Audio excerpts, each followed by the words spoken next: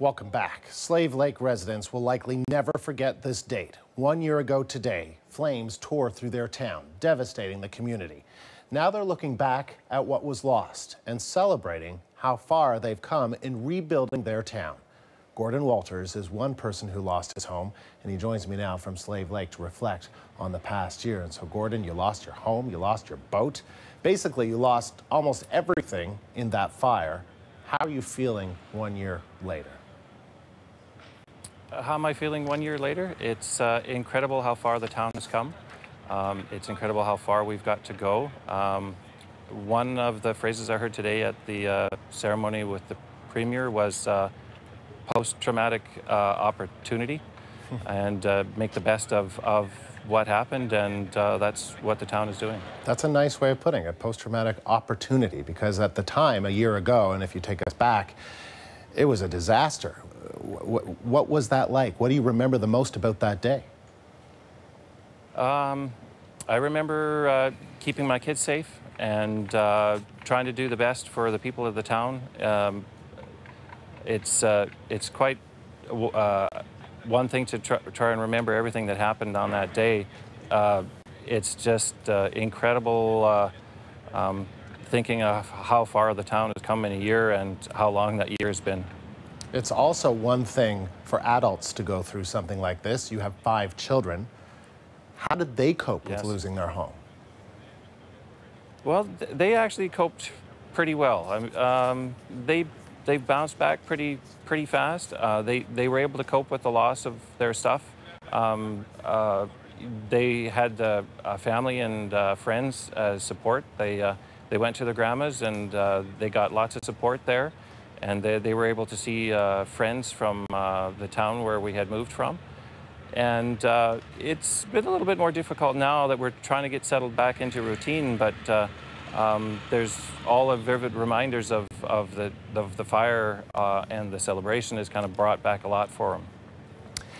You know, when people say, I'm going to rebuild my home, they don't often mean it literally, but you do. You became your own contractor. You're literally rebuilding your own home. How's that going?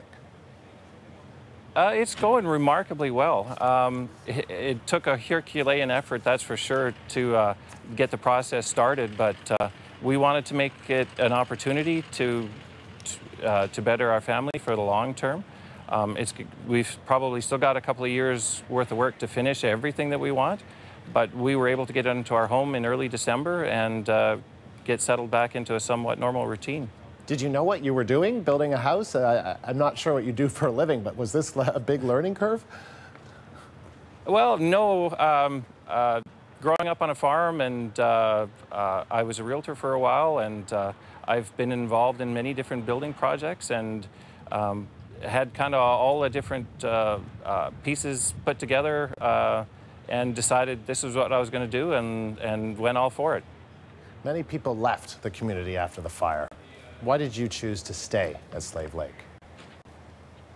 Well, the circumstances that brought me up here 6 years ago, this was a place in Alberta that I thought was incredible, with the lake and the town, and it was kind of this could be a dream place to retire. I remember working up here about 15 years ago, and actually the house that I saw 15 years ago was the house that we were living in.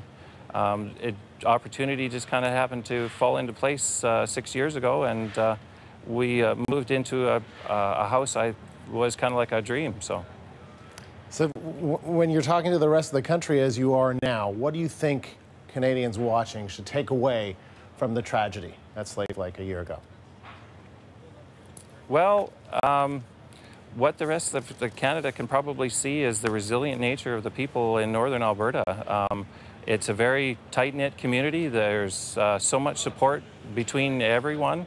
When there's an issue, things get dealt with fast, and there's a huge support network that everybody relies upon. And through social media, you know, we've met a lot of friends we didn't know we had.